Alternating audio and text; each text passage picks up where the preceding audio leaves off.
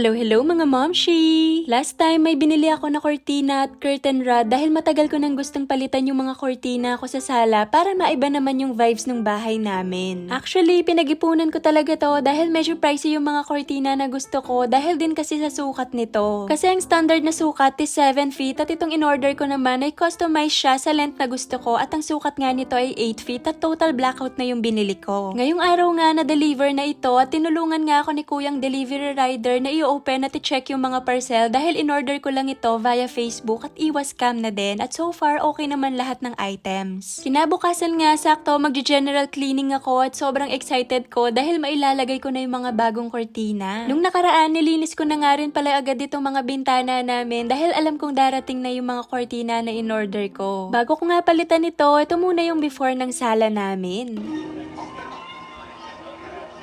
Ang una ko nga munang ginawa ay tinanggal ko yung mga lumang kortina namin, pati na rin yung mga curtain rod dahil papalitan ko na rin ito ng bago. Medium na 48 to 84 inches ang haba nitong curtain rod at medyo iniisip ko nga dyan kung kailangan ko bang magbutas ng panibago para sa screw nito dahil medyo may kahabaan nga ito. Tinry ko nga muna ilagay sa existing na butas yung mga screw at buti na lang nagkasya naman ito kaya no need na para magbutas pa ng panibago. Bale 4-in-1 yung curtain na pinili ko, brown at light brown yung kulay nito para maging masigla at hindi naman sobrang dark yung kulay ng loob ng bahay. Tapos, umorder na rin ako ng sheer curtain at ng mga iba pang curtain accessories tulad ng tassel at ng curtain tie holder.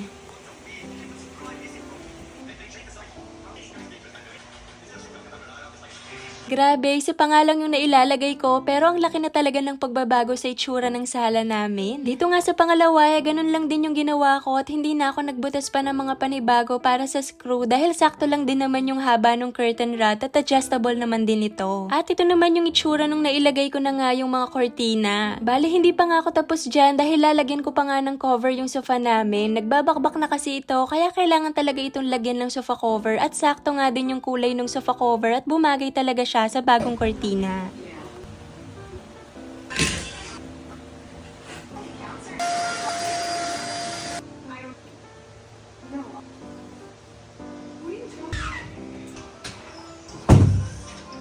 Pansin nyo din ba kung paano nag-glow at naging maaliwalas tignan yung sala namin? Totoo talaga na isa yung kortina sa magdadala sa looks ng isang bahay. Habang naglilinis nga ako dyan, pinag-iisipan ko kung ilalagay ko na ba yung curtain tie holder nito sa side pero nagdadalawang isip kasi ako dahil kailangan ko pang magbutas at gumamit ng barena. May takot kasi ako sa paggamit ng barena dahil may nangyari sa akin na aksidente before about sa barena kaya hindi ko talaga malaman kung ilalagay ko na ba ito o hindi. Pero buti na lang na-overcome ko naman yung fear ko at nilakasin ko na lang talaga yung loob ko dahil sayang naman kung hindi ko mailalagay yung curtain tie holder. Tapos iniisip ko rin kung ipapagawa ko na lang sa iba to ay magbabayad pa ako, ito lang naman yung gagawin niya kaya para makatipid na lang ako na lang yung gagawa nito. Minarkahan ko na nga muna kung saan ilalagay yung screw tapos sinimulan ko na nga magbarena.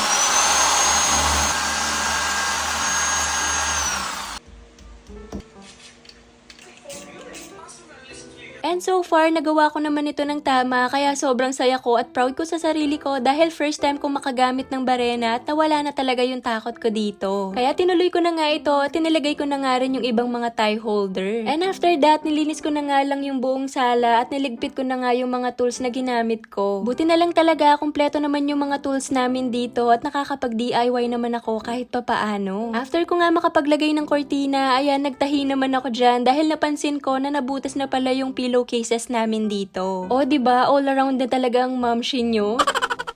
At yun lang naman yung chika ko for today's video, mga momshi. God bless! O, siya nawa. Babush.